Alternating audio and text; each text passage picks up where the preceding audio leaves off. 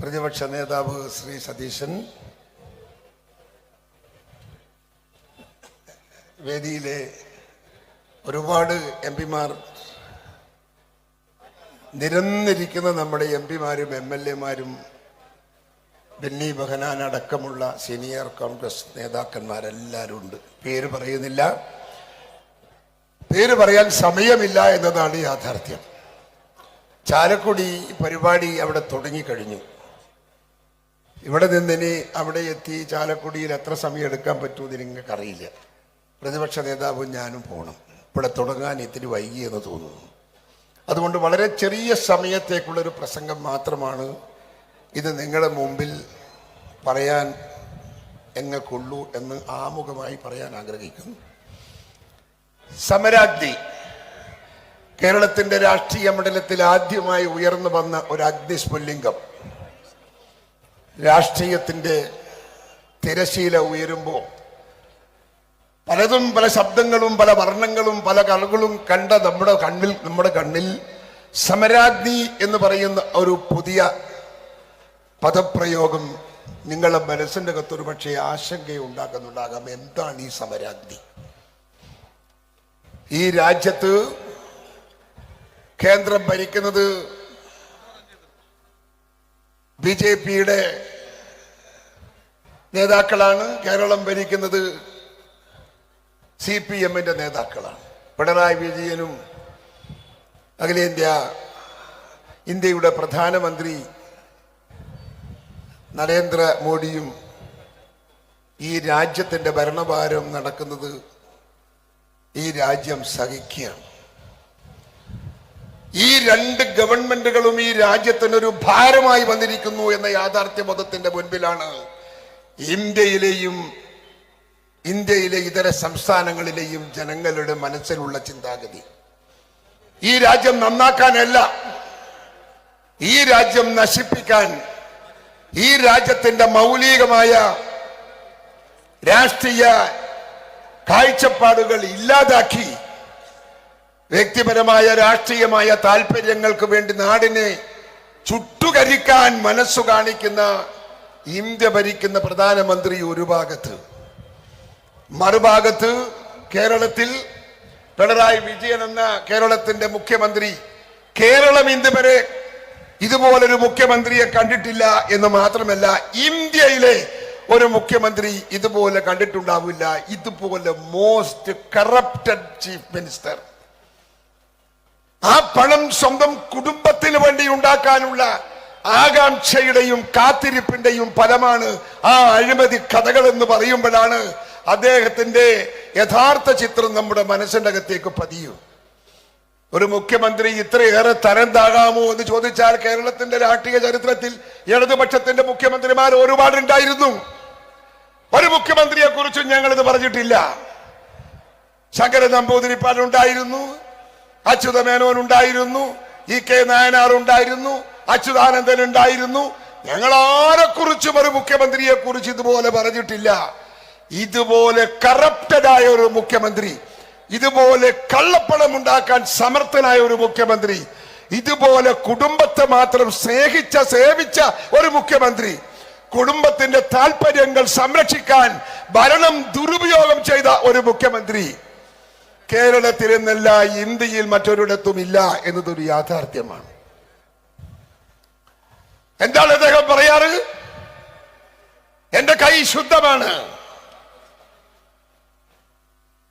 എന്റെ മടിക്കുത്തിൽ ഖനമില്ല, അതുകൊണ്ട് കുനിയാൻ എനിക്ക് ഭയമില്ല. പക്ഷേ അതൊക്കെ എവിടെ പോയി എന്ന് നിങ്ങൾ പരിശോധിക്കണം. സ്വന്തം മകളുടെ പേരിൽ ഉണ്ടാക്കി കൊടുത്ത എക്സാലോജിക് എന്ന് പറയുന്ന ഒരു വൻകിട സ്ഥാപനം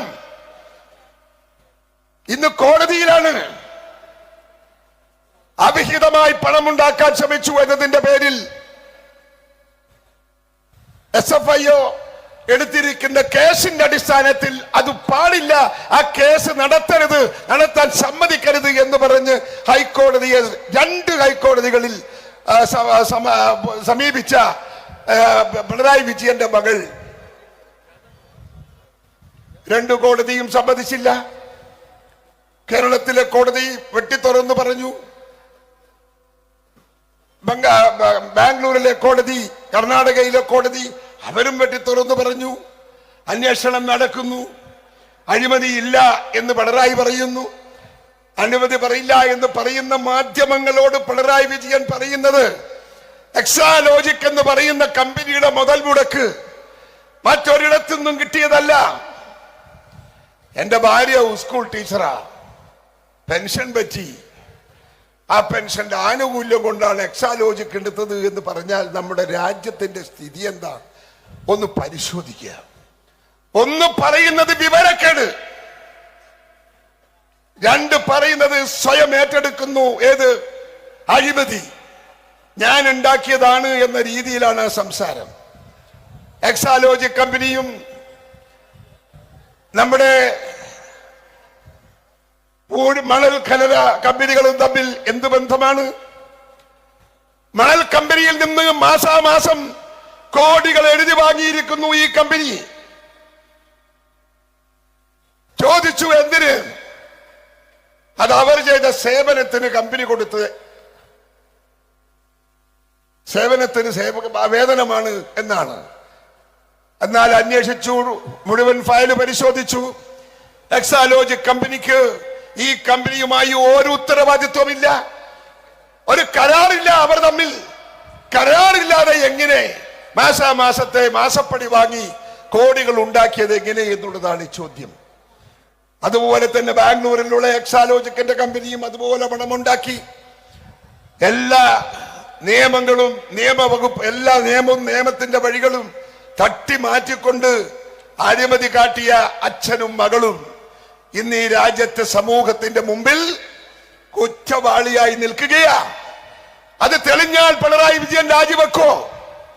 ഞാൻ നിങ്ങളോട് ഈ വൈകുന്നേരം സായം സന്ധ്യയിൽ പറയുന്നു, പിണറായി വിജയന്റെ രാഷ്ട്രീയം അവസാനിക്കാൻ പോകുന്നു. ബാംഗ്ലൂരിലെ കോടതിയിൽ നിന്ന് അതിന്റെ ഉത്തരവ് വന്നാൽ പിണറായി വിജയന്റെ രാഷ്ട്രീയം അവസാനിപ്പിക്കേണ്ടി വരും എന്ന കാര്യത്തിൽ തർക്കം വേണ്ട. കാരണം അത്രയും വ്യക്തമായ കേസാണ് ഇന്ന് ബാംഗ്ലൂർ കോടതിയിൽ നടക്കുന്നത് എന്ന് നിങ്ങൾ മനസ്സിലാക്കണം. ഭരിക്കാൻ അദ്ദേഹത്തിന് സമയമില്ല. എന്താ കേരളത്തിന്റെ സ്ഥിതി? എനിക്ക് മുമ്പ് സംസാരിച്ച പലരും നമ്മൾ സംസാരിച്ചു കാണും. എന്താ ഇവിടുത്തെ സ്ഥിതി? കേരളത്തിന്റെ സ്ഥിതി എന്താ? വിലവർദ്ധനവ് അന്നു കൂടി പോവാണ്.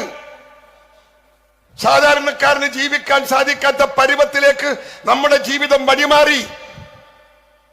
അധ്വാനിച്ച് കഷ്ടപ്പെടുന്നവന് ജീവിക്കാൻ സാധിക്കില്ല. വിലവർദ്ധനവ് കുതിച്ചുയരുകയാണ്.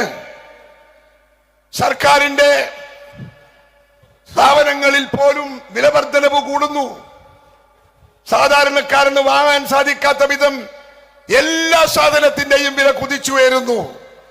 നിയന്ത്രിക്കാൻ സർക്കാരില്ല, നിയന്ത്രിക്കാൻ കഴിവുള്ളവർ LDF-ൽ. അതുകൊണ്ട് തന്നെ പാവപ്പെട്ടവരുടെ ദിവസങ്ങൾ കണ്ണുനീരിന്റെ ദിവസങ്ങളായി മാറിക്കൊണ്ടിരിക്കുക. ഇവിടെ നിയമമില്ല, നിയമ സംവിധാനമില്ല.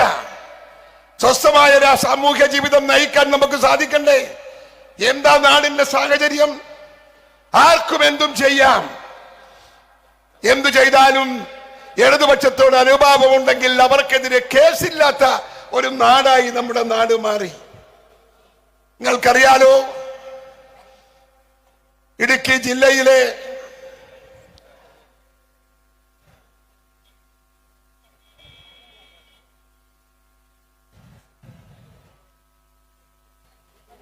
വണ്ടിപ്പെരിയാർ എന്ന് പറയുന്ന സ്ഥലം, വണ്ടിപ്പെരിയാറും വാളയാറും 2 സ്ഥലം. വണ്ടിപ്പെരിയാറിൽ 15 വയസ്സ് പ്രായമുള്ള ചേച്ചിയെയും അനിയത്തിയെയും നീണ്ട ദിവസങ്ങൾ, ആഴ്ചകൾ ബലാത്സംഗം ചെയ്ത് കൊന്ന് കെട്ടിത്തൂക്കി. വാളയാറിൽ വണ്ടിപ്പെരിയാറിൽ 9 വയസ്സുള്ള മറ്റൊരു കുട്ടി. കേരളം അന്തിച്ചു പോയില്ലേ, തരിച്ചു പോയില്ലേ കേരളം? ഈ നാടിൽ ഇങ്ങനെ നടക്കുമോ? അറസ്റ്റ് ചെയ്യാൻ പോലീസ് പോയ ചെറുപ്പക്കാർ CPM ആണെന്ന് അറിഞ്ഞപ്പോ പോലീസുകാർ പിൻവലിച്ചു, കേസെടുത്ത് കേസ് പിൻവലിച്ചു. പക്ഷേ ജനം പ്രക്ഷോഭം ആരംഭിച്ചപ്പോ കേസ് വീണ്ടും എടുത്തു. 2 കേസും 9 വയസ്സുള്ള മറ്റൊരു കുട്ടിയെ വണ്ടിപ്പെരിയാറിൽ ഇതുപോലെ കൊന്നൊടുക്കി കെട്ടിത്തൂക്കി. കേരളം തരിച്ചിരുന്നു പോയി. ഇവിടെ നിയമമുണ്ടോ? നിയമപരിപാലനമുണ്ടോ? നിയമവ്യവസ്ഥതയുണ്ടോ? സംവിധാനമുണ്ടോ? മുഖ്യമന്ത്രി ഇതൊന്നും അറിയാത്ത മട്ടിൽ നടക്കുകയാണ്. മന്ത്രിസഭയിലെ അംഗങ്ങൾ മിണ്ടുന്നില്ല.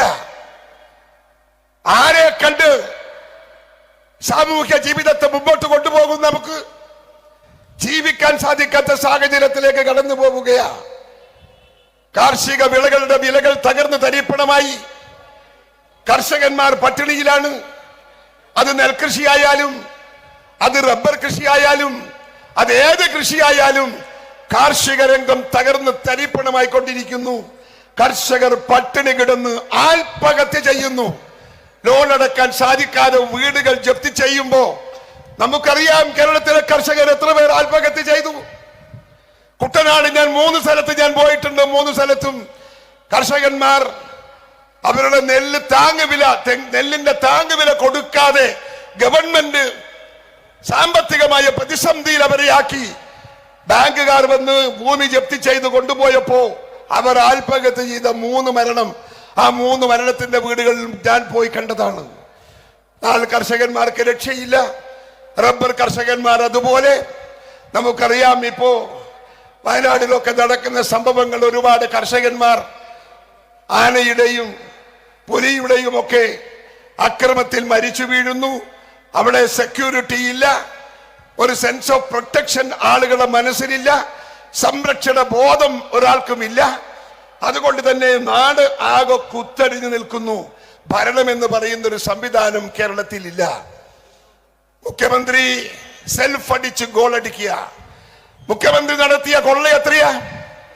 മുഖ്യമന്ത്രിയുടെ പ്രിൻസിപ്പൽ സെക്രട്ടറി ശിവശങ്കരൻ ജയിലിലാണെന്ന് നിങ്ങൾ ഓർമ്മിക്കണം.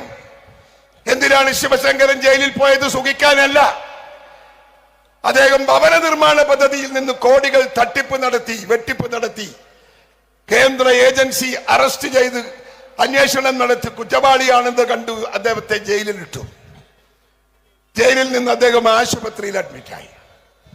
ഞാൻ ചോദിക്കുന്നത്, മുഖ്യമന്ത്രിയുടെ ജനറൽ പ്രൈവറ്റ് സെക്രട്ടറി ശിവശങ്കരൻ അത് ചെയ്യുമ്പോ ആ കുറ്റം ചെയ്ത വകുപ്പ് അതിന്റെ മന്ത്രി പിണറായി വിജയനാണ്. ഞാൻ ചോദിക്കുന്നു, അപ്പോ വിജയന് പങ്ക് വേണ്ടേ? വിജയന് പങ്കില്ലേ? വിജയൻ അറിയാതെ ശിവശങ്കരൻ പണം അടിക്കുവോ? ശിവശങ്കരൻ വിജയന്റെ പെർമിഷനോട് കൂടി തന്നെ പണം അടിച്ചു കൊണ്ടുപോയതാ. പക്ഷേ വിജയൻ ഇത് ബാധകമായിട്ടില്ല. വിജയനെതിരെ അന്വേഷണമില്ല.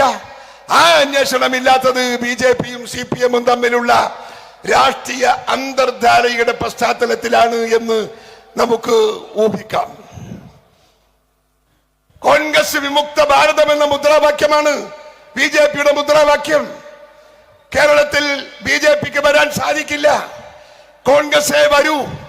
കോൺഗ്രസ് വരാതിരിക്കണമെങ്കിൽ CPMന് വരാനുള്ള വഴി ഉണ്ടാക്കണം എന്ന് പറയുന്നിടത്തും തോന്നിയിടത്തും ഒരു അന്തർധാര കടന്നു വന്നിട്ടുണ്ട് BJPയും CPMഉം തമ്മിൽ.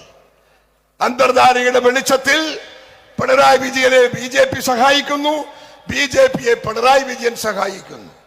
BJPയുടെ സംസ്ഥാന പ്രസിഡന്റ് സുരേന്ദ്രൻ അഴിമതി കേസിൽ കൊള്ളപ്പണക്കേസിൽ പ്രതിയായി. പോലീസ് കേസെടുത്തു. പക്ഷേ ആ കേസ് അവർ പിൻവലിച്ചു. എന്തുകൊണ്ടെന്ന് ചോദിച്ചാൽ സുരേന്ദ്രനെ സഹായിച്ചു പിണറായി, പിണറായിയെ സഹായിച്ചു സുരേന്ദ്രൻ.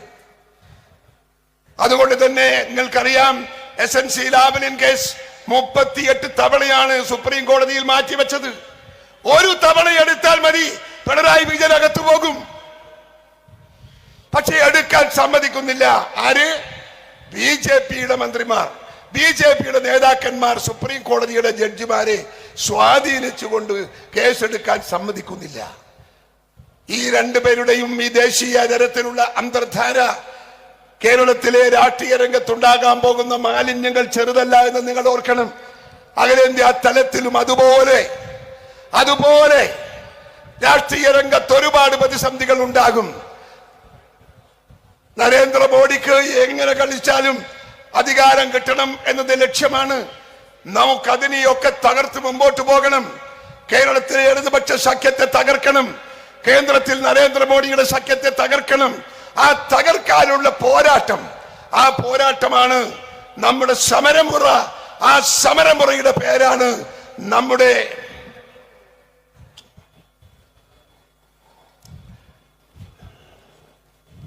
ഇന്ന് ഞാൻ നിങ്ങളുടെ മുമ്പിൽ നിൽക്കുന്ന ഈ സമരമുറ നമ്മൾ ഈ രാജ്യത്ത് പ്രാവർത്തികമാക്കേണ്ടുന്ന സമരമുറയാണ്. അതുകൊണ്ട് ജനമനസ്സിലേക്ക് നിങ്ങൾ പോകണം. ഈ തെറ്റുകളും കുറ്റങ്ങളും ഒക്കെ അവരുടെ മനസ്സിന്റെ അകത്ത് പതിപ്പിച്ച് ഈ രണ്ട് സർക്കാരുകൾക്കെതിരെയുള്ള ഒരു ജനകീയ മുന്നേറ്റമായി നമ്മുടെ നാടിനെയും നാട്ടാരെയും മാറ്റാനുള്ള പ്രവർത്തനം എന്റെ പ്രിയപ്പെട്ട പാർട്ടി പ്രവർത്തകന്മാർ ഏറ്റെടുക്കണം എന്നാണ് എനിക്ക് നിങ്ങളോട് അപേക്ഷിക്കാനുള്ളത്. വാക്കുകൾ ദീർഘിപ്പിക്കുന്നില്ല. നിങ്ങൾ ഒരുപാട് പ്രസംഗം നിങ്ങൾ കേട്ട് കഴിഞ്ഞു, ഇനിയും കേൾക്കാനുണ്ട്. ഞങ്ങൾക്ക് ഇനിയൊരു പരിപാടി കൂടെ നമുക്ക് ബാക്കിയുണ്ട്. പോകാനുള്ള സമ്മതം വേണം എന്ന് ഞാൻ ആവശ്യപ്പെടുന്നു. അതുകൊണ്ട് എല്ലാവർക്കും ഭാവുകങ്ങളും ആശംസകളും നേർന്നുകൊണ്ട് ഞാൻ എന്റെ പ്രസംഗം അവസാനിപ്പിക്കുന്നു. നിങ്ങൾക്ക് നമസ്കാരം. ജയ് ഹിന്ദ്.